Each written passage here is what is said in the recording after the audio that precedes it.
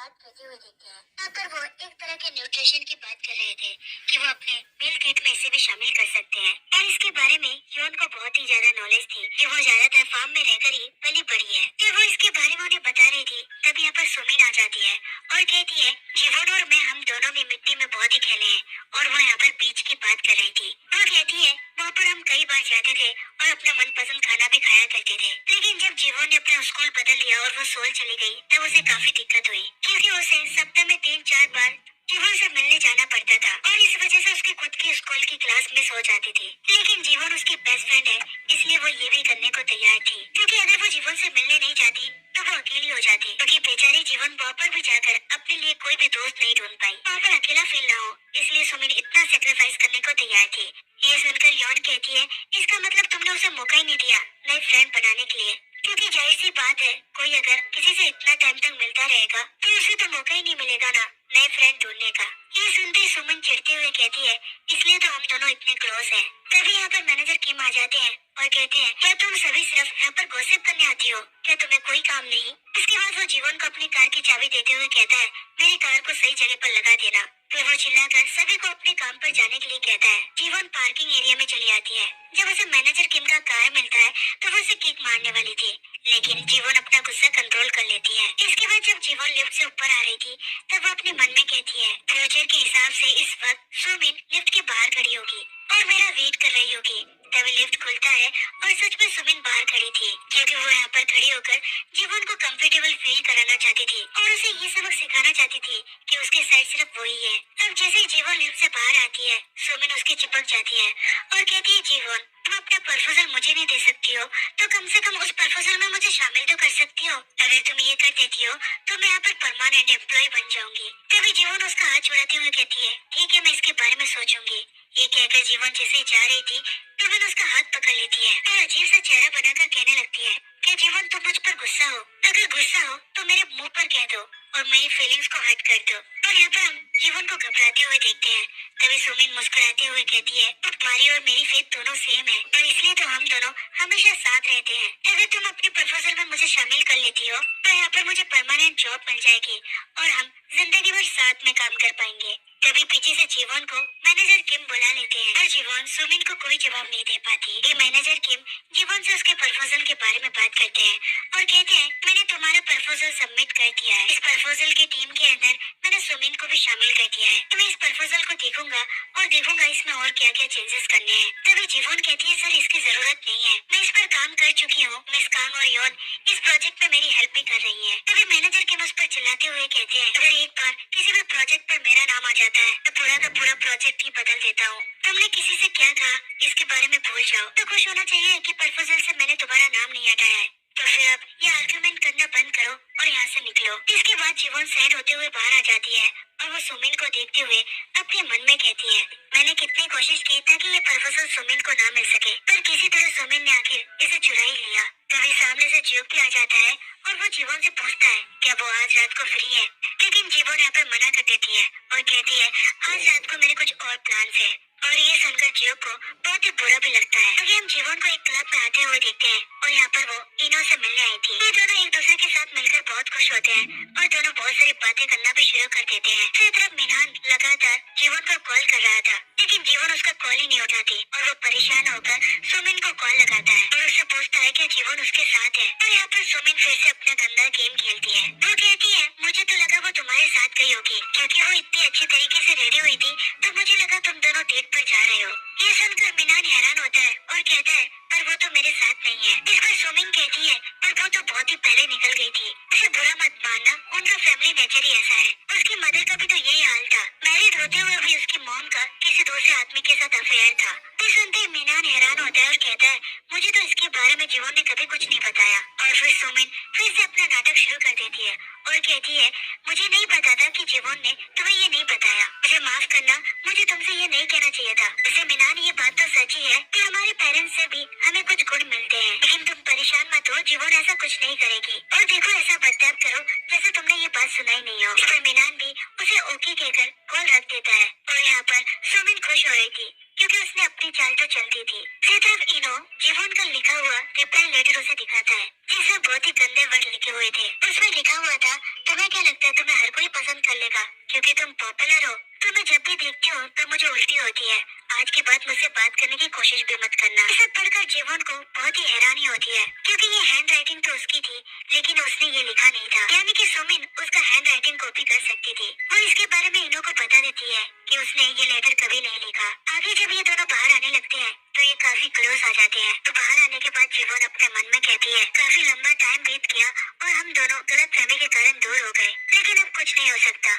जिसके बाद वो इनो से कहती है कि मैं रिलेशनशिप में हूँ। सुनकर इनो कहता है कि वही तुम्हारा बॉयफ्रेंड है जो बड़े बड़े चश्मे लगाता है और महंगी सी वॉच पहनता है। और इनो यहाँ पर जियो की बात कर रहा था। वो उसकी फिजिक्स की डिटेल देता है तो जीवन समझ जाती है कि वो जियो की बात कर रहा है। तो उससे पूछने लगती है, तुम उसे कैसे जानते हो? क्या तुम उसे मिले थे? इनो बताता है कि वो उसके रेस्टोरेंट में आया था और उसी ने उसे रियूनियन पार्टी के बारे में भी बताया था। इस पर जीवन उससे पूछती है, पर वो तुम्हें कैसे जानता है? और इनो कहता है, ये तो मैंने उससे पूछा ही नहीं, और मैंने इसलिए नहीं पूछा क्योंकि वो तुम्हारे बारे में बहुत ही टेंशन ले रहा था, तो मुझे लगा शायद वो तुम्हारा बॉयफ्रेंड होगा। और यहीं पर हम जियो को भी देखते हैं, जो दूर से उन दोनों को देख रहा था। वो दोनों को साथ में हंसते हुए देखता है, जिससे उसे बुरा लगता है और वो आगे निकल जाता है। आगे वो दोनों भी अपने अपने रास्ते चले जाते हैं। इनो जब अपने रेस्टोरेंट पहुंचता है तो वो अपने मैनेजर को बताता है, दरअसल उनका ब्रेकअप तो गलतफहमी के कारण ही हो गया, लेकिन अब इन सब का क्या फायदा, क्योंकि उसके दिल में तो अब किसी और के लिए फीलिंग्स है। वही दूसरी तरफ जीवन भी मेडिकल से मेडिसिन लेते हुए घर जा रही थी। तभी उसे एहसास होता है कि कोई उसका पीछा कर रहा है और वो उस परछाई से भागते हुए जाने लगती है। तभी अचानक उसके सामने मीनान आ जाता है और जीवन उसे देखकर बहुत ही डर गई थी। वो उसे कहती है कि उसने उसे अचानक आकर डरा क्यों दिया। तब मीनान कहता है, मैं तुम्हें डरा नहीं रहा था, और अब ये सब बातें छोड़ो और मुझे ये बताओ, तुम मेरा फोन क्यों नहीं उठा रही थी? और ऑफिस के बाद तुम सुमिन के साथ भी नहीं गई, तो तुम कहाँ पर गई थी? जीवन उसे बहाने देने लगती है तो मीनान उसके क्लोज आकर कहता है, तुमने इतना मेकअप क्यों कर रखा है और तुम तो ब्लश भी कर रही हो। इसके बाद वो जीवन के कैरेक्टर के बारे में बात करता है और ये सुनकर जीवन अपने मन में सोचती है कि ये काम जरूर सुमिन का होगा। उसने जरूर उसके मॉम के कैरेक्टर के बारे में उसे बताया है। जीवन उससे कहने लगती है, ऐसा कुछ भी नहीं है।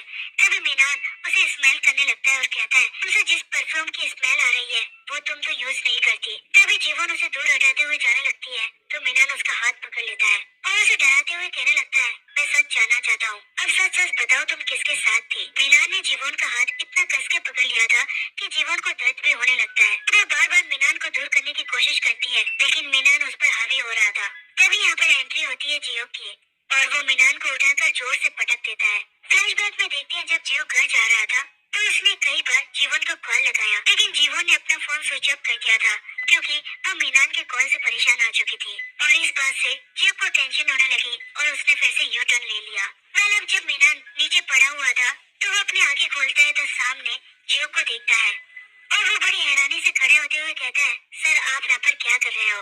तभी जियो को फ्यूचर के फ्लैशबैक आने लगते हैं कि इसी की वजह से जीवन हमेशा के लिए दुनिया छोड़कर जा चुकी थी। इसलिए जियो को उस पर गुस्सा आता है। वो उसका कॉलर पकड़ते हुए उसे उठाने लगता है तो जीवन उसे रोकने के लिए आगे आती है। तब जियो उसे छोड़ देता है और मीनान दोनों को देखकर अचानक यहाँ से भागने लगता है। आधे रास्ते भाग के जाने के बाद वो सोचता है, आखिर मैं भाग क्यों रहा हूँ और वहाँ पर जियो क्या करने आया था? गुस्से में वो वहाँ पर लात मारता है तो स्लिप होकर खुद गिर पड़ता है। दूसरी तरफ जीवन के मन में ये बात चल रही थी, इस लड़ाई में मीनान मुझे छोड़कर भाग गया और ऐसा पागल आदमी मेरा पति था। तभी जियो उसके लिए ड्रिंक लेकर आता है और जीवन उसके ऊपर सवालों की बौछार कर देती है कि वो यहाँ पर इस वक्त क्या कर रहा था। जियो भी कहने लगता है, मुझे इसी एरिया में कोई काम था। जीवन कहती है, कौन सा काम? और इस पर जियो कहता है, था कोई काम, लेकिन सच तो ये है कि मैंने तुम्हें कई बार कॉल किया था, तुम्हारा फोन बंद आ रहा था तो मुझे तुम्हारी परवाह होने लगी। तो जीवन उससे पूछने लगती है, पर तुम्हें मेरी परवाह क्यों हो रही थी? जियो कहता है, बस मुझे तुम्हारी परवाह हो रही थी। तो मीनान को तुम हल्के में क्यों लेती हो? उसने तुम्हारा हाथ किस तरीके से पकड़ रखा था? जीवन कहती है, ये सब मैटर नहीं रखता, तुम ये बताओ तुम्हें मेरी परवाह क्यों हो रही थी?